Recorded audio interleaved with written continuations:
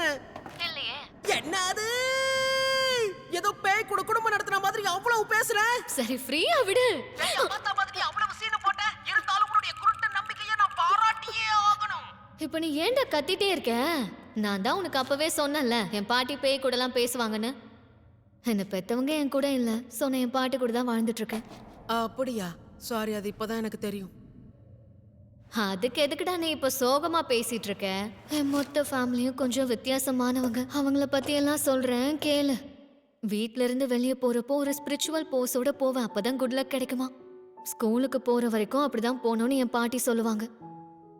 அப்படி பண்ணா ஸ்கூல்ல இருக்கிற சில அறவேக்காடுங்க என்னை பார்த்து சிரிக்கோங்க. ஒருவேளை நான் அந்த ஸ்பிரிச்சுவல் போஸ்ல போலன்னா என் பாட்டி ரொம்ப டென்ஷன் ஆயிடுவாங்க.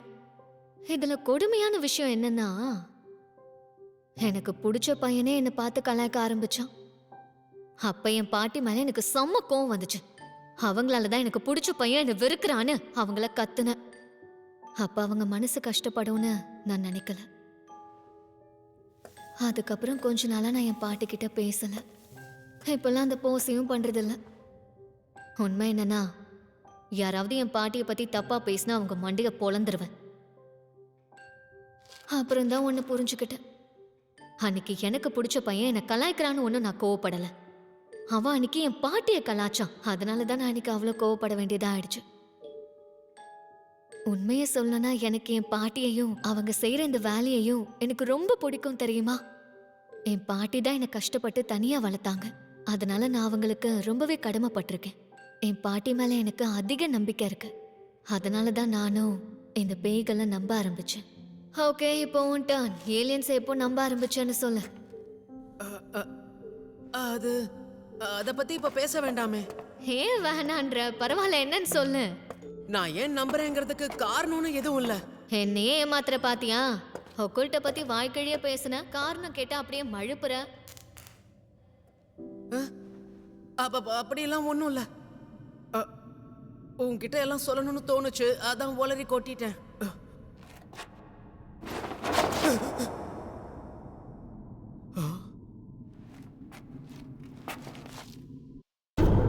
என் முத்துன கத்திரிக்காய நீ வச்சுக்கோ தம்பி. உன்னோட எலி குஞ்ச நான் எடுத்துக்கவா?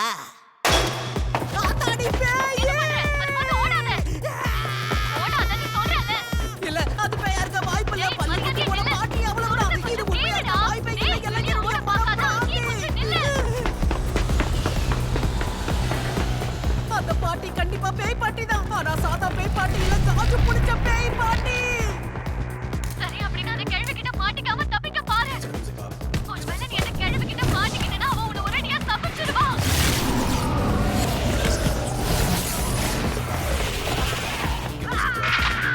ஏய், உனக்கு என்னாச்சு? கேக்குதா? டேய், என்னடா ஆச்சு? பதில் சொல்றா. இது தப்பாச்சு. இன்னும் கொஞ்ச நேரம் தாக்குப்படி, நான் வந்துட்டே இருக்கேன்.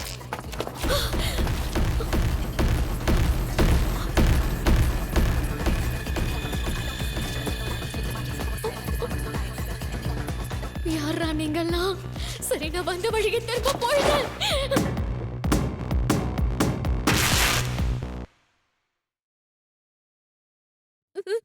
எப்படி இருக்கீங்க மனித பெண்ணே? நாங்க எல்லாரும் செர்போனியன்ஸ். நாங்க செர்போராங்கிற கிரகத்துல இருந்து வந்திருக்கோம். நீங்கெல்லாம் ஏலியன்ஸா? கவலையே படாதீங்க, நாங்க எல்லாரும் மனுஷங்க கூட ஃப்ரெண்ட்லியா இருப்போம். மண்ணாங்கட்டி, உங்க ஊர்ல ஃப்ரெண்ட்ஸா இருக்கலாம்னு சொல்லிட்டு இப்படிதான் பொண்ணுங்களை அம்மனமாக்கி வேடிக்கை பார்த்துட்டு இருப்பீங்களா? நீங்க கவலைப்படாதீங்க, உங்க பொருட்களை பத்திரமா வச்சிருப்போம். மரியாதையா அதை கிழிச்சதுக்கு காசு கொடுங்க. கட்டி போட்டு என்னடா வேடிக்கை பாக்குறீங்க? என்ன ஊத்து விட்டு நான் வீட்டுக்கு போகணும். எங்க இனத்துல ஆண்கள் மட்டும்தான் இருப்போம். குளோன் டெக்னாலஜியை பயன்படுத்தி தான் எங்க கிரகத்துல இனப்பெருக்கம் செய்வோம். இப்ப இதெல்லாம் கேட்டு நான் என்ன விடுறா? எங்களோட இனத்துல எங்க மக்கள் எல்லாருமே ஒரே மாதிரி ஐடென்டிக்கலா இருப்போம். அதோட எங்களுக்கு பேசிக் எமோஷன்ஸ்னு ஒண்ணு இல்லை. அதனால எங்களோட இனம் மனிதர்கள் மாதிரியே இனப்பெருக்கம் செய்யணும்னா நீங்க எங்களுக்கு முழு ஒத்துழைப்பு கொடுக்கணும். நட்டுக்கிட்டு இருக்கிறத நறுக்குன்னு உள்ள நுழைச்சா சும்மா நச்சுன்னு இருக்கும். உங்களுக்குள்ள உணர்ச்சி உச்சி கொட்டுற அளவுக்கு தூக்கலா இருக்கும். ஒரு ஆணியை போடுங்க வேணாம். இதுக்கு முன்னாடி ஒரு உருப்படாதவனை டேட் பண்ணேன். ஆனா அவனோட சுண்டு வரல கூட எவ்வளவு பட விட்டதில்ல. மிஸ்டர் கென் மாதிரி ஒரு பையன் கூட தான் நான் கண்ணி கழிய ஆசைப்படுறேன். உங்களை மாதிரி கேவலமான ஏலியன்ஸ் கூட நான் மேட்டர் பண்ண மாட்டேன்.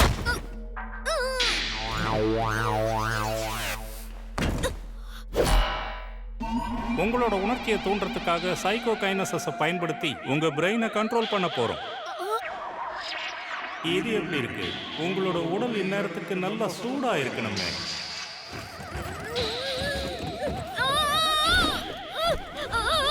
நம்ம சைக்கோ கைனஸை இவ எதிர்க்கிறாளா? இவளோட ஸ்பிரிச்சுவல் பவர் ரொம்ப பயங்கரமா இருக்கு. சரி வாங்க, வேலையை ஆரம்பிக்கலாம்.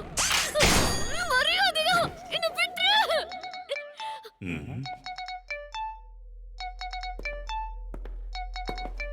யாரோ கால் பண்றாங்க. நேரங்கட்ட நேரத்துல கால் பண்றதே மனுஷங்களுக்கு வேலையா போச்சு.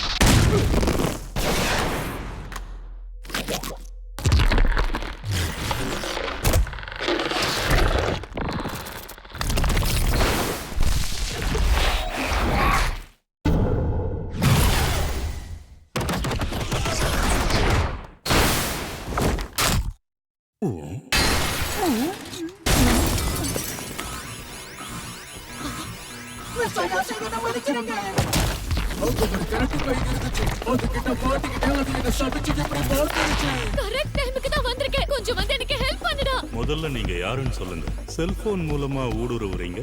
இந்த மாதிரி டெக்னாலஜி எங்க கிட்ட கூட இல்ல.